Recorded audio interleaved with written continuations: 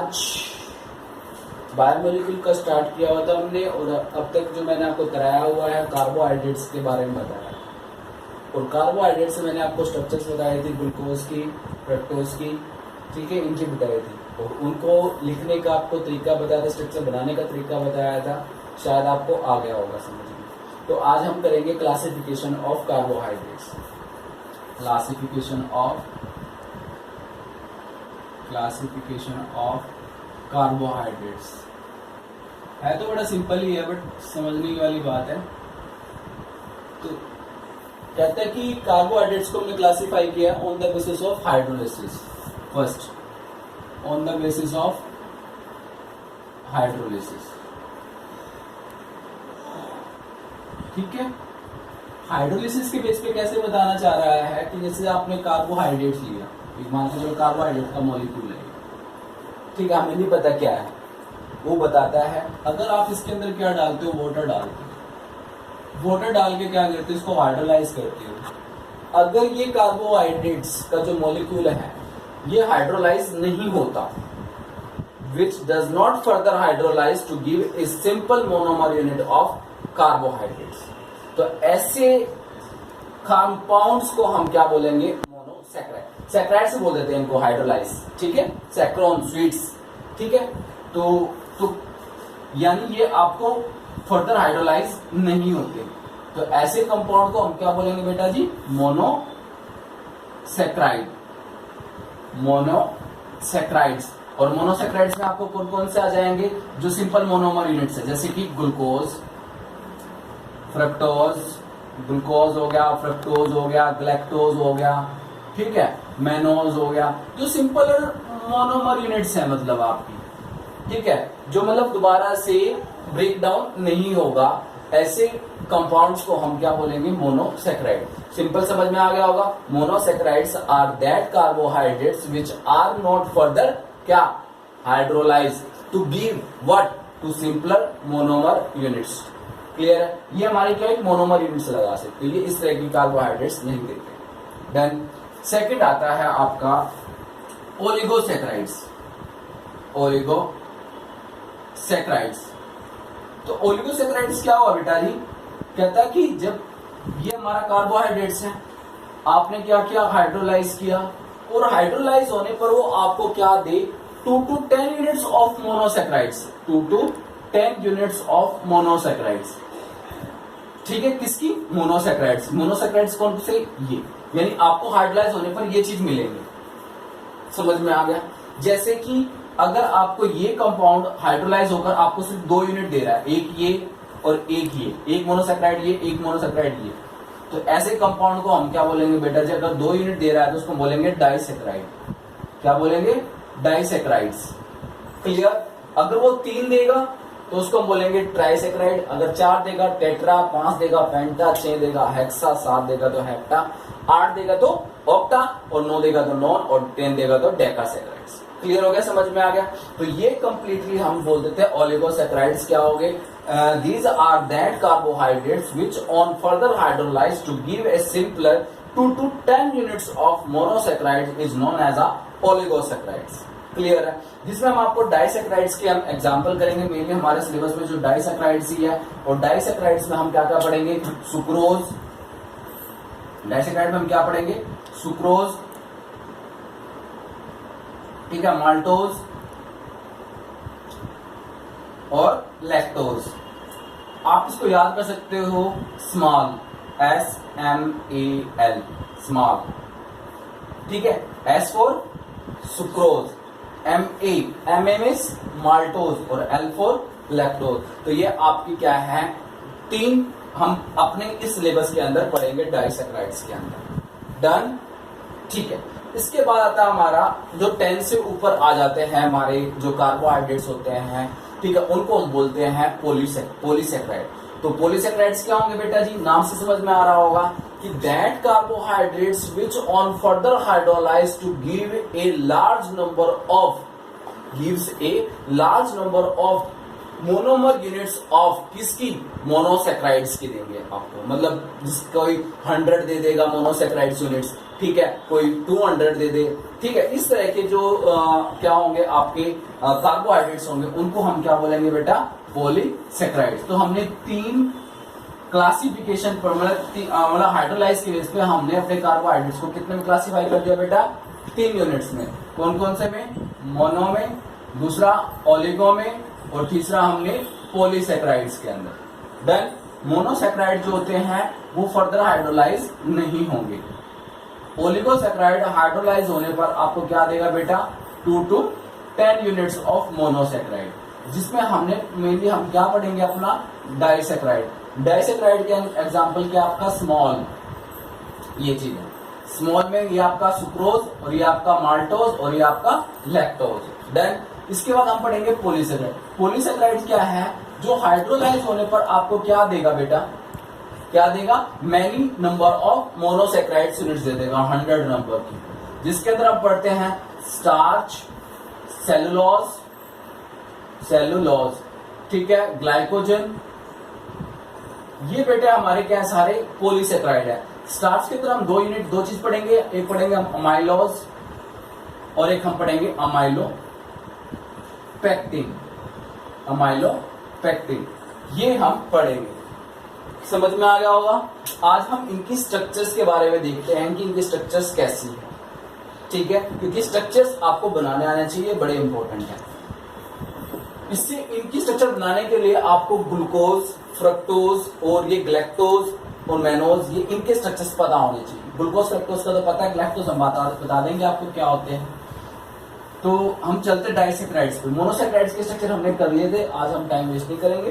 तो मोनोसेक्राइड के glucose fructose का आपको फटाफट से मैं बता देता हूँ कि ग्लूकोज का क्या था, ये था ना। और क्या ट्रिक बताई थी आपको मैंने कि जो थर्ड कार्बन जो है यहाँ पे 1 2 3 थर्ड कार्बन में OH आपने अंदर डालना है, बाकी यहाँ पे आपने देखना है कि ये आपका वो अल्फा बोल रहा है या फिर वो बीटा ग्लूकोज की बात कर रहा है, तो वो आपने देख लेना है। अभी फिलहाल ये किसकी है, ये अल्फा डी ग्लूकोज है। अगर आप फ्रक्टोज का स्ट्रक्चर बनाते हो, सेम सिचुएशन है, इस तरह से बनाइए आप। कुछ बच्चे क्या करते हैं, ऐसे बनाते हैं बेटा, फिर बनाने में पता है क्या दिक्कत क्या होती है, यहाँ पे ये ऐसे स्ट्रेट लाइन यहाँ पाती है। अगर आप थोड़ा सा बेंड करके बनाओगे इस तरह से, तो अच्छे से बना सकते हैं ऐसे, ठीक है। यहाँ पर भी आप वो देख लेना कि भाई वो आपको अल्फा बोल रहा है या बीटा बोल रहा है, ठीक है। 1 ये 1 है बेटा, ये 2 ये 3 का OH अंदर चला जाएगा, बाकी बाहर। ये आपको ठीक है बहुत अच्छे से बताई गई है इस तरह से। तो ये आपका कौन सा ग्लूकोज, ये कौन सा फ्रक्टोज है, ये है बीटा, क्योंकि OH अब कहाँ है, ऊपर। क्लियर है। तो बेटा हम पढ़ते हैं अब सुक्रोज के बारे में। पहला स्ट्रक्चर आपका सुक्रोज। तो जो सुक्रोज है वो बनता कैसे है, उसका फॉर्मूला क्या है, उसका फॉर्मूला है C12H22O11। ये हमारा डाइसेक्राइड का फॉर्मूला है। देन जब ये इसको क्या किया, हाइड्रोलाइज किया गया, जब ये हाइड्रोलाइज किया गया तो इसने हमें जो स्ट्रक्चर दी, alpha D glucose plus beta D fructose दी, ये यूनिट दी, ठीक है। अब बेटा जी हमने बनाना है इसका स्ट्रक्चर, इन दोनों को कंबाइन करके और क्या करेंगे, वाटर का रिमूवल करेंगे, ठीक है। और जब इसमें जो लिंकेज देखी जाती है, लिंकेज भाई कैसे कैसे ज्वाइन होएगा, वो देखी जाती है 1-2 लिंकेज। और जो वो लिंकेज होती है उसको हम कौन सी लिंकेज बोलते हैं, ग्लाइकोसिडिक लिंकेज। कौन सी लिंकेज बोलते हैं, glycosidic linkage.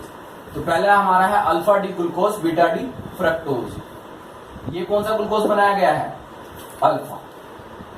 Alpha D glucose. अब हमने बनाना है बीटा डी फ्रक्टोज,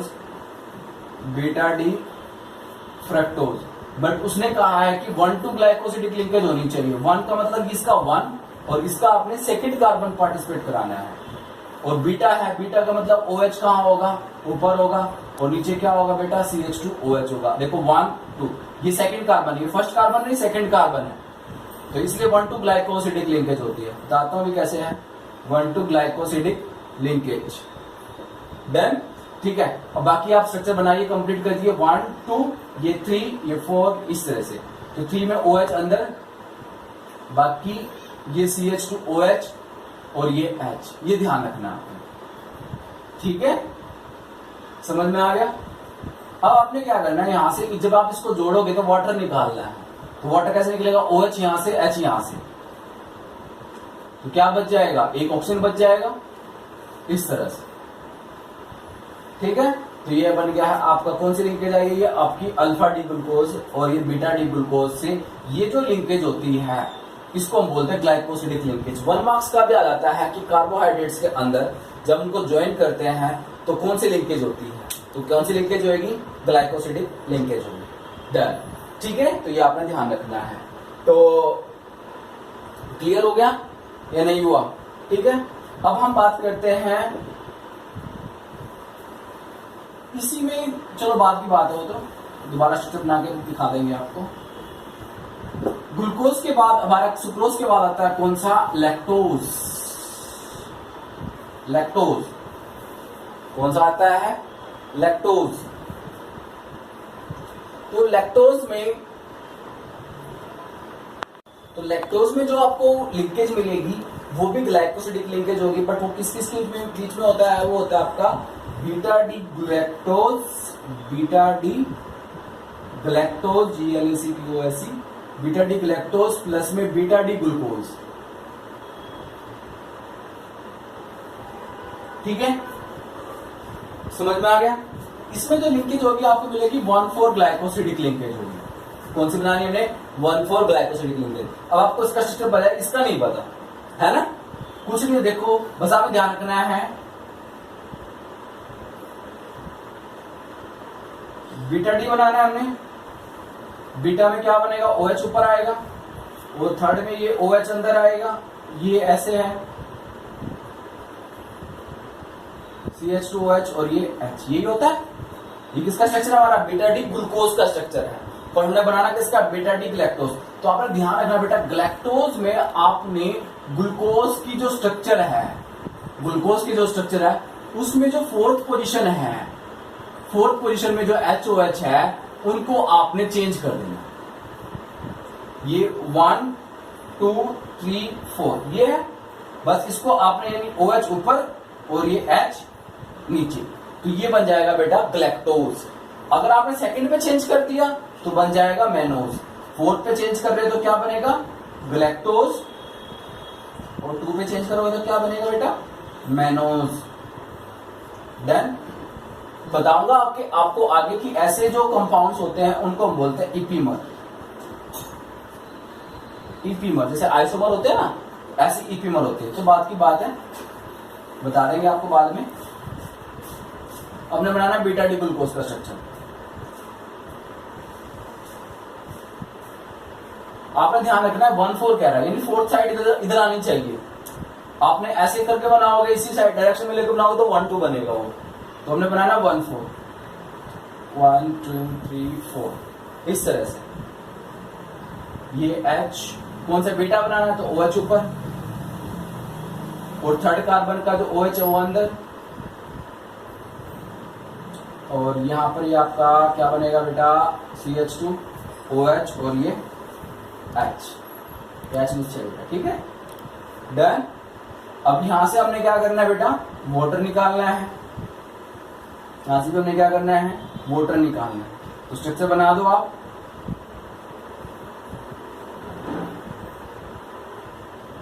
ठीक है। तो यहां से इस तरह से ये आपका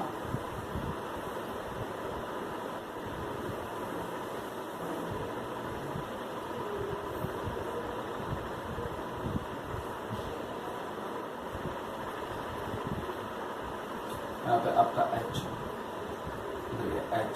समझ में आ गया, ये स्ट्रक्चर बन गया। यहाँ पे OH H H OH OH H, और यहाँ पे CH2 OH और ये H, और इधर क्या है H OH OH H, इधर H OH, और इधर क्या है CH2 OH और ये H। तो ये जो स्ट्रक्चर बनी है किसकी बनी है बेटा, लैक्टोज की। समझ में आया। अब एक चीज मैं यहीं से क्लियर कर देता हूं ताकि मुझे बाद में प्रॉब्लम ना हो। यहाँ पे हमें पढ़ते हैं रिड्यूसिंग शुगर और नॉन रिड्यूसिंग शुगर, ठीक है। क्या पढ़ते हैं, रिड्यूसिंग शुगर और नॉन रिड्यूसिंग शुगर, क्योंकि सारी हमारी क्या है, शुगर ही तो है, ठीक है। ग्लूकोज क्या है, शुगर ही तो है, एक तरह से स्वीटनेस नेचर होती है, ठीक है। तो अब ये पूछा जाता है क्वेश्चन में कि जो लैक्टोज है वो रिड्यूसिंग शुगर है या नॉन रिड्यूसिंग शुगर है, ठीक है।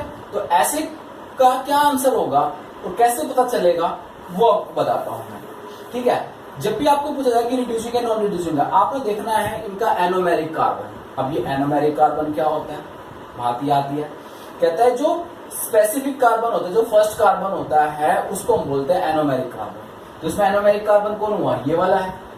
इसमें एनोमेरिक कार्बन कौन हुआ, ये वाला है। समझ में आया, इसमें एनोमेरिक कार्बन, ये फर्स्ट कार्बन है नहीं, ये फर्स्ट कार्बन है, ये फर्स्ट कार्बन, दोनों क्या है, एनोमेरिक कार्बन, ठीक है। कहते हैं जिसका एनोमेरिक कार्बन क्या होगा, फ्री होगा। फ्री का मतलब क्या है, वो किसी से इस तरह से वाटर रिमूवल में या इस तरह से पार्टिसिपेट ना करे, ठीक है। तो अगर वो पार्टिसिपेट नहीं कर रहा, इसका मतलब वो क्या है, रिड्यूसिंग शुगर है।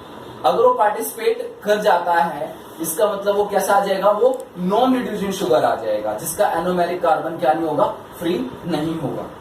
देन सिंपल सा क्या बताया मैंने, जिसका एनोमेरिक कार्बन क्या होगा, फ्री होगा, उसको हम क्या बोलेंगे, रिड्यूसिंग शुगर। और जिसका एनोमेरिक कार्बन क्या नहीं होगा, फ्री नहीं होगा, उसको हम बोलेंगे नॉन रिड्यूसिंग शुगर। सबसे पहले हमने, अब ग्लूकोज क्या है, ग्लूकोज का एनोमेरिक कार्बन फ्री है, क्योंकि उसमें कोई हाइड्रोलिसिस तो होती नहीं है। तो वो कैसी शुगर आएगी बेटा, वो आएगी रिड्यूसिंग शुगर। यानी जितने भी आपके मोनोसैकेराइड्स हैं, ठीक है, वो सारे के सारे क्या होंगे, आपके रिड्यूसिंग शुगर हो गए। यानी इसके बेस से भी आप क्या कर सकते हो, क्लासिफाई कर सकते हो on the basis of reducing and non reducing sugar. Then reducing sugar क्या होंगी, जो मोनोसैकेराइड्स होते हैं, सारे के सारे मोनोसैकेराइड्स क्या होंगे, रिड्यूसिंग शुगर होंगे। क्यों, क्योंकि उनके पास क्या होगा, फ्री एनोमेरिक कार्बन होगा, या आप कह सकते हो कि फ्री एल्डिहाइड या फिर फ्री कीटोनिक ग्रुप प्रेजेंट होगा। देन दूसरा फिर क्या रहता है, अब आती बारी डाइसैकेराइड्स की। डाइसैकेराइड्स के अंदर हमने पढ़ा, भी कौन सा पढ़ा, सुक्रोज पढ़ा। तो पहला हमने पढ़ा सुक्रोज। तो कहते हैं सुक्रोज क्या रिड्यूसिंग शुगर है, नॉन रिड्यूसिंग शुगर है। अगर हम उसका स्ट्रक्चर अपने माइंड में लेके आते हैं, तो बेटा अल्फा डी ग्लूकोज और बीटा डी फ्रक्टोज था। क्या था, alpha D glucose, beta D fructose. आप इसको मान लीजिए अल्फा डी ग्लूकोज, OH अगर नीचे आ जाए तो अल्फा डी बन जाएगा, और बीटा डी फ्रक्टोज इधर था। उसमें लिंकेज कौन सी थी बेटा, 1-2।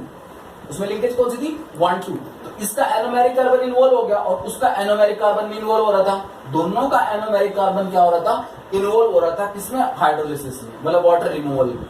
तो सुक्रोज के अंदर एनोमेरिक कार्बन फ्री नहीं है, that's why sucrose is a क्या है, नॉन रिड्यूसिंग शुगर। डन। अब आती है बारी इसकी, क्या ये रिड्यूसिंग शुगर है या नॉन रिड्यूसिंग शुगर है। तो हमने देखा कि इसका एनोमेरिक कार्बन तो क्या है, फ्री नहीं है इसका, क्योंकि इसका तो पार्टिसिपेट कर गया इसके साथ। बट जब इसका देखा गया, इसका फ्री था। ओवरऑल मॉलिक्यूल तो एक ही है, ये मॉलिक्यूल तो एक ही है। तो जब इसका टेस्ट किया गया, तो इसके पास ये एनोमेरिक कार्बन क्या हुआ, फ्री हुआ। एल्डिहाइड कीटोन जो भी है उसकी फॉर्म में हुआ, फ्री है। तो इस वजह से ये जो लैक्टोज है वो कैसी शुगर हुई हमारी, कैसी हुई, रिड्यूसिंग शुगर। क्यों, क्योंकि ये एनोमेरिक कार्बन इसका फ्री। देन अब हम बात करते हैं तीसरे की। तीसरा हमारा कौन सा, माल्टोज।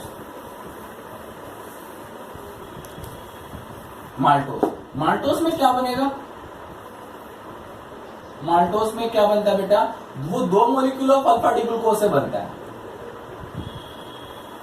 अल्फा डी ग्लूकोज से बनता है। देन और लिंकेज क्या होगी इसमें, 1,4 ग्लाइकोसिडिक लिंकेज होगी। बनाइए स्ट्रक्चर इसका फटाफट। देन अल्फा है तो OH नीचे होगा बेटा, थर्ड का OH लिंक के अंदर, CH2OH और ये H। समझ में आ गया, ये स्ट्रक्चर क्या हुआ, अल्फा डी ग्लूकोज। दूसरा बनाइए, इस तरह से बनाओगे, अल्फा है तो OH नीचे, और यहाँ पे CH2OH और ये नीचे H। वाटर निकालना है, निकल गया, ये बन जाएगा। तो अब बताइए ये रिड्यूसिंग शुगर होगी या नॉन रिड्यूसिंग शुगर होगी। वीडियो को स्टॉप करें। तो बेटा कैसी शुगर है ये हमारी शुगर जो देखी गई है, ये आई है रिड्यूसिंग शुगर। क्यों, क्योंकि देखो बेटा ये भी एनोमेरिक कार्बन है, ये भी एनोमेरिक कार्बन है। इसका एनोमेरिक कार्बन अभी फ्री है, कहीं इन्वॉल्वमेंट नहीं हो रहा, फ्री है मतलब, बट ये इन्वॉल्वमेंट होकर यहाँ से वाटर निकाल चुका है। तो है तो जब ये मॉलिक्यूल बन चुका है, तो ओवरऑल एक ही मॉलिक्यूल है, तो इसमें तो एक भी हो टेस्ट तो देगा ही देगा। तो इस वजह से ये क्या है आपका रिड्यूसिंग शुगर। डन या नहीं, समझ में आ गया होगा आपको। तो ये आपका रिड्यूसिंग शुगर। इसके बाद हम चलते हैं पॉलीसैकेराइड्स के अंदर। तो पॉलीसैकेराइड्स के अंदर हम पढ़ेंगे स्टार्च। जो स्टार्च है आपका वो क्या होता है, उसके अंदर large number of monosaccharides units होती है, जिसमें हम पढ़ेंगे पहला हम पढ़ेंगे अमाइलोज। स्टार्च की पार्ट है बेटा ये अमाइलोज, और एक हम पढ़ेंगे अमाइलोपेक्टिन। कौन कौन से हैं, अमाइलोज और अमाइलोपेक्टिन। ठीक है, कहते हैं जो अमाइलोज है वो स्टेट चेन होती है उसकी अल्फा डी ग्लूकोज की। अल्फा डी ग्लूकोज की स्टेट चेन होगी, कितने यूनिट्स होती है इसके अंदर, होती है अप्रोक्सीमेट 200,000 मोनोसैकेराइड्स यूनिट्स होती है किसकी, अल्फा डी ग्लूकोज की। और जो लिंकेज होती है इसके अंदर 1,4 होती है। ठीक है, कैसे बना दोगे अब आप, तो इजी है, जैसे अभी हमने बनाया था इस तरह से बनाते चले जाओ, इस तरह से।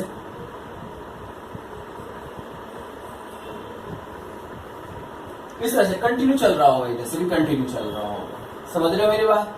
ठीक है, यहां से जो वाटर निकले, वाटर इस तरह से ऑक्सीजन ये लिंकेज हो जाएगी ऐसे आपकी HO। समझ में आ रहा है? ये तो नहीं आ रहा, इस तरह से इधर से भी ऐसे निकल जाएगा। ठीक है, बाकी आप रख देना वैल्यू यहाँ पे इनकी, CH2OH और यहाँ पे H और यहाँ पे आपका OH रिंग के अंदर आ जाएगा HOH। इस तरह से यहाँ पे HOH और यहाँ पे OHH और यहाँ पे आपका CH2OH और ये H। यहाँ पे आपका क्या आ जाएगा HOH, यहाँ पे आपका OHH और यहाँ पे आपका आ जाएगा H और यहाँ पे आ जाएगा CH2OH और ये H। इस तरह से, तो इस तरह से लॉन्ग चेन बनेगी। तो ये जो लॉन्ग चेन बनी है किस चीज की बनी है, आपका अल्फा डी ग्लूकोज की बन गई है, और जो क्या है आपका अमाइलोज है। बट अमाइलोपेक्टिन में क्या होगा बेटा, एक चेन तो चलेगी यही अल्फा डी ग्लूकोज की, एक दूसरी भी चलेगी अल्फा डी ग्लूकोज के नीचे ही, बट वो एक दूसरे चेन को क्या कनेक्ट करेगा, किससे करेगा, 6 से। जैसे सपोज करो ये यूनिट है, अगर यहाँ पे आप अल्फा डी ग्लूकोज की चेन बनाते हो, अमाइलोपेक्टिन में 2 चेन जुड़ी होती है, क्रॉस लिंकिंग होती है, उसमें क्या होता है 1 to 6 होती है, यानी इस तरह से।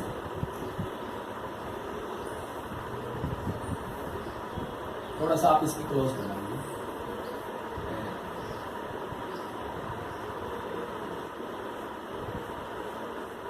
इस तरह से बेटा। ऐसे ही यहां पर ये चेन चल रही होगी इस टाइप की, समझ रहे हो? ऐसी ही ये वाली जो चेन है इधर बना दीजिए कंटिन्यू। ठीक है, मैं बना देता हूं, चलो आपको समझ में नहीं आ रहा होगा तो। ऐसी एक चेन इधर होगी, ये इस तरह से, जैसे ये ऐसी ये ऊपर वाली बना देनी। बट आपने इसको और इसको ज्वाइन कैसे करना है, इसका फर्स्ट ये HOH है ना, इसका जो फर्स्ट और इसका 6, ये 6 कार्बन है बेटा, देखो 1 2 3 4 5 6, और यहां से OH है ये वाला, OH और ये H मीटर क्या निकाल देंगे, वाटर बाहर निकाल देंगे। तो यहां पर लिंकेज कैसे बनेगी, CH2 और O, इस तरह से। समझ में आया? ये कंटिन्यू चल रही है ऐसी, और इसका एक 6 कार्बन इसका और फर्स्ट कार्बन इसका पार्टिसिपेट करेगा। ठीक है, और 2 इस तरह की क्रॉस लिंकिंग होगी, तो यहाँ पर 2 लिंकेज होगी। अमाइलोज के अंदर तो क्या होगी, ओनली 1,4 ग्लाइकोसिडिक लिंकेज मिलेगी, और अमाइलोपेक्टिन के अंदर क्या मिलेगी आपको, 1,4 मिलेगी और 1,6 मिलेगी। 1,4 बिल्कुल स्ट्रेट चेन बनाएगी और 1,6 आपको लिंकेज करने में काम आएगी। बोलो समझ में आया नहीं आया? ओके, अब हमारा एक और रह गया सेलुलोज, जो पॉलीसैकेराइड्स का पार्ट है। उसमें कुछ नहीं है बेटा, वो भी आपका इजी है, कैसे ध्यान रखोगे आप उसको। सेलुलोज है, सेलुलोज जो मतलब हमारी बॉडी में सिंथेसाइज नहीं होता। ठीक है, तो इसमें क्या होगा बेटा, ये भी आपका बीटा डी ग्लूकोज से बनेगा, और बीटा डी ग्लूकोज में जो लिंकेज होगी वो 1,4 होगी। कितनी होगी आपकी 1,4 होगी। ये भी आपकी एक स्ट्रेट चेन बनेगी, ठीक है, जैसे इस तरह से। बीटा बीटा बीटा की बनानी है आपने, इस तरह 3-4 यूनिट बना के दिखा देना आप।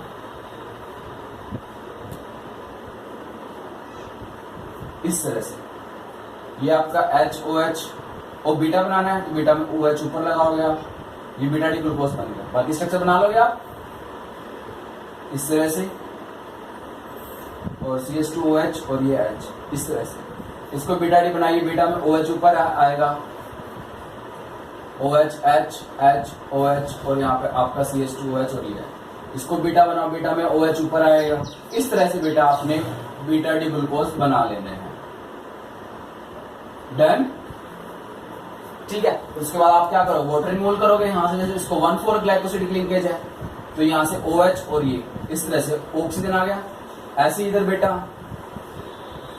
ठीक है, ऐसे इस तरफ निकल जाएगा आगे, इस तरह ऐसे इस तरफ से निकल जाएगा ऐसे। तो इस तरह से ये जो बनेगा आपका किसका स्ट्रक्चर बनेगा, सेलुलोज का स्ट्रक्चर बनेगा। तो बेटा जितने आज ये कराए हैं आपके लिए क्वेश्चंस कराए हैं स्ट्रक्चर से रिलेटेड है, तो आज के लिए जो रिलेटेड क्वेश्चन क्विज है, सबसे पहला क्वेश्चन है आपका, जो कार्बोहाइड्रेट्स होते हैं उसके अंदर किस टाइप की लिंकेज होती है। पहला क्वेश्चन नोट कर लीजिए। दूसरा क्वेश्चन है, जो कार्बोहाइड्रेट्स के अंदर जो मोनोसैकेराइड्स यूनिट्स होती है वो रिड्यूसिंग शुगर होती है या नॉन रिड्यूसिंग शुगर होती है, दूसरा हो गया। तीसरा क्वेश्चन, डाइसैकेराइड के अंदर ऐसा कौन सा शुगर है, कौन सा कार्बोहाइड्रेट्स है जो कैसा है आपका नॉन रिड्यूसिंग शुगर बनाता है, ठीक है। तीसरा क्वेश्चन आपका है कि जो डाइसैकेराइड्स में जो सुक्रोज है उसके अंदर लिंकेज कौन सी है, मीन्स 1,2 है, 1,4 है या 1,6 है, इस तरह से। नेक्स्ट, जो स्टार्च है, ठीक है, स्टार्च के कितने पार्ट्स हैं, कितने 2 पार्ट्स हैं, 3 पार्ट्स हैं जिससे स्टार्च बना। नेक्स्ट क्वेश्चन है, जो अमाइलोज है उसके अंदर किस टाइप के लिंकेज है और कैसे, मतलब 1,4 है, 1,6 है, ठीक है, सेम अमाइलोपेक्टिन। ओके, आपने एक क्वेश्चन और बताना है कि जो ग्लूकोज है और जो फ्रक्टोज है इनको आप डिस्टिंग्विश कैसे कर सकते हो, क्लियर। तो ये आपने क्वेश्चंस करने हैं और आपने स्ट्रक्चर्स बना के देखने हैं, तो ये आपकी कल चैप्टर, ओके, जितने मैंने क्वेश्चन बताए। Okay, thank you. वीडियो को लाइक शेयर और सब्सक्राइब जरूर करें। बाकी का जो कंटिन्यूअस पार्ट है वो हम नेक्स्ट क्लासेस में करेंगे।